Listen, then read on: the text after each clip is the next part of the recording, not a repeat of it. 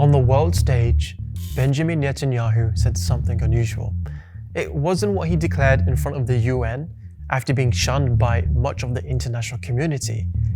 The real bombshell came later, in a private meeting with US influencers.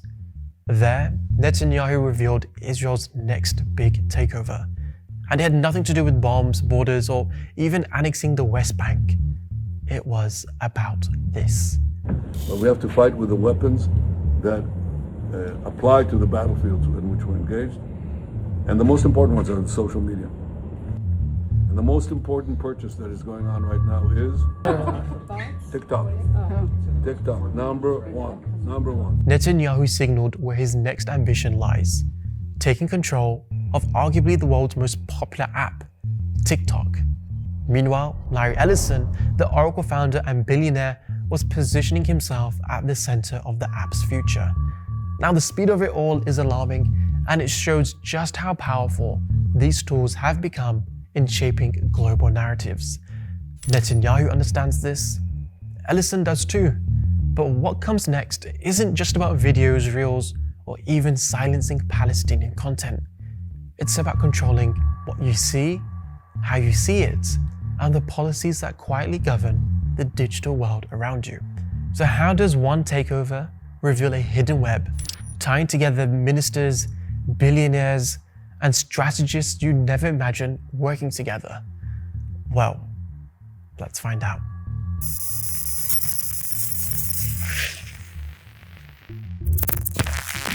For months, Palestinians and their supporters have accused TikTok of quietly suppressing their voices. Hashtags removed, videos taken down, accounts throttled. And that isn't far from the truth. Reports show TikTok has escalated a sweeping crackdown on pro-Palestine creators, deleting videos, scrubbing comments, and even burying posts about Gaza.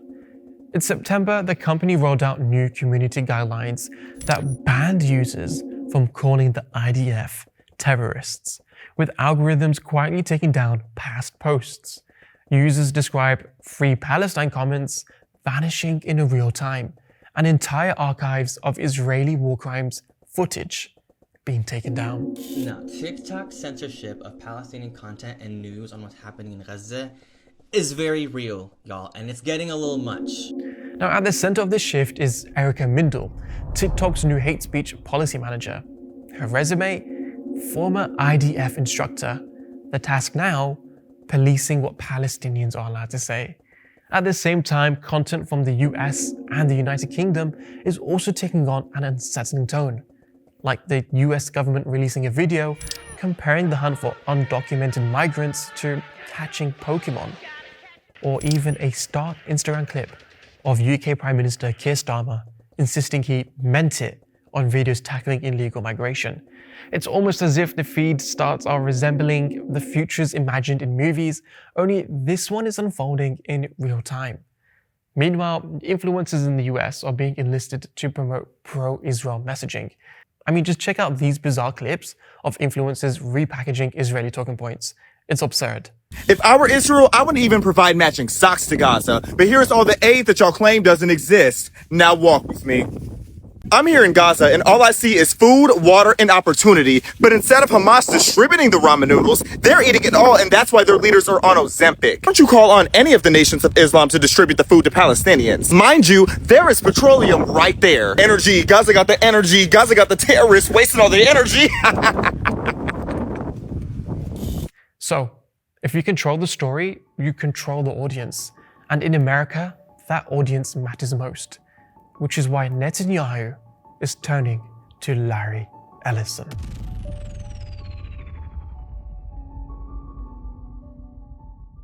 Now, we've told you about Larry Ellison before, the billionaire founder of Oracle, second richest man in the world, single biggest private donor to the IDF.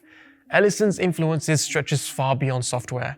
His son owns Skydance Media, now merged with Paramount and CBS, giving the Ellisons a footprint over both your data and your entertainment. Now, we've unpacked all of this in our previous video, and that episode is still worth watching. Now, Ellison's personal fortune fuels not just Oracle's empire of servers and software, but also Israel's defense budget. He's poured tens of millions into groups like Friends of the IDF. But Donald Trump took this even further. He announced that Larry Ellison and Oracle would be involved in a $14 billion deal to buy TikTok's US business. We have American investors taking it over, running it, highly sophisticated, including Larry Ellison.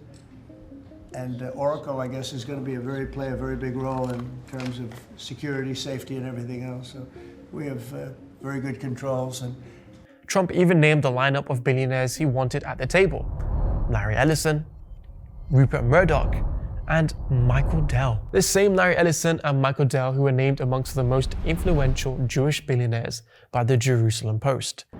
But also the top Jewish tech billionaires sponsoring the Israeli genocide in Gaza.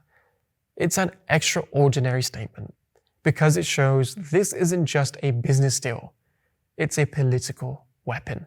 A handoff of one of the most influential apps in the world to date to a tight circle of pro-Israel billionaires. Oracle will also audit the social media's platform algorithm, which means he gets to decide what you see and what you hear. Ellison isn't just bankrolling technology, however. He's also bankrolling politics. He's poured hundreds of millions into influence campaigns, and one of the biggest beneficiaries of that pipeline is Tony Blair. And that's where this story gets even stranger.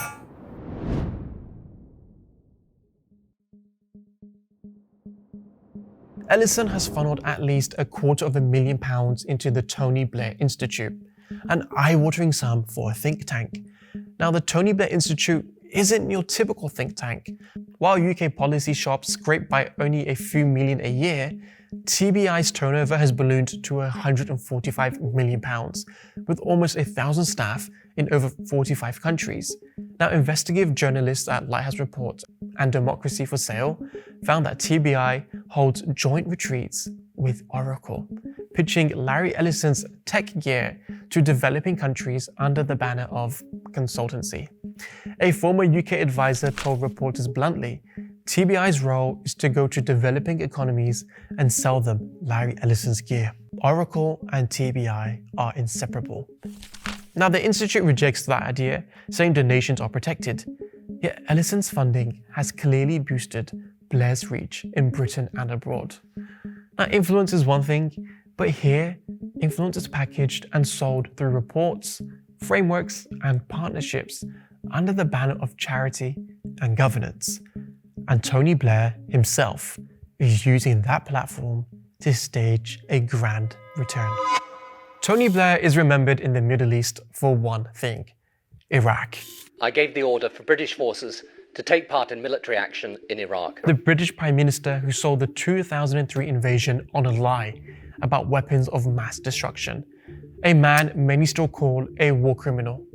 After leaving office, Blair became the envoy for the Middle East Quarterets, but was widely criticized for being biased towards Israel, upholding Israel's occupation and settlement policy, and failing to accomplish anything related to Palestinian statehood. Now, according to some reports, Blair is also listed as an honorary patron of the UK branch of the Jewish National Fund charity, which donates to Israel and allegedly its military. And yet in 2025, his name is back in the headlines. Reports in The Economist and Israeli media suggest that Tony Blair is being lined up to run a so-called Gaza International Transitional Authority, or GITA for short, a 5-year body that would effectively govern Gaza with UN cover. According to leaks, it would include just one Palestinian figure, while Blair chaired a board of international officials. And we'll do it right, and we're going to put leaders from other countries on, and leaders that are very distinguished leaders. And we'll have a board, and one of the people that wants to be on the board is the UK former Prime Minister, Tony Blair. Good man, very good man. In August, Blair even joined a White House meeting with Trump to discuss day-after plans for Gaza. Now, Trump's envoy, Steve Witkoff, another influential figure who we've covered on this channel, so make sure you check that video out, described the proposal as very comprehensive. Have to we have to set up success for them. We have to make sure this is a complicated deal to hand off from one government to another. So and Tony Blair in charge, is that I mean, with his Iraq War legacy? I think if Tony's involved, he's going to do a great job. But let's be clear, these aren't reconstruction plans. They're resettlement plans. They've spoken openly about voluntary immigration, and we've already seen what that looks like. Israel bombing civilians out of their homes. Now, once again, Blair, the man who helped destroy Iraq, is being asked to rebuild Gaza. It's the same cycle of colonial arrogance dressed up as humanitarian management. It's hard to miss the shadow of history here. British officials returning to shape Palestine's fate, much like they did under their mandate, a role that left behind violence and dispossession. It's almost like a case of colonial amnesia. Now put this together. Netanyahu declaring TikTok the most important weapon for Israel's future, Larry Ellison, billionaire donor to the IDF, positioned to control TikTok's US data, and now Tony Blair, armed with Ellison's funding, pitching himself as the man to manage Gaza's transition. It's a network where billionaires, politicians, and war criminals collaborate, not just to control territory on the ground, but to control the stories told about it online. Because in the age of social media, the battle for Gaza is also the battle for your screen. The war isn't only fought with drones and bombs, it's fought with narratives, influences, and algorithms. And if Larry Ellison and Tony Blair get their way, the voices of ordinary Palestinians may be silenced before they even reach your feed. Because in this new age of digital warfare, the most dangerous battlefield is your attention.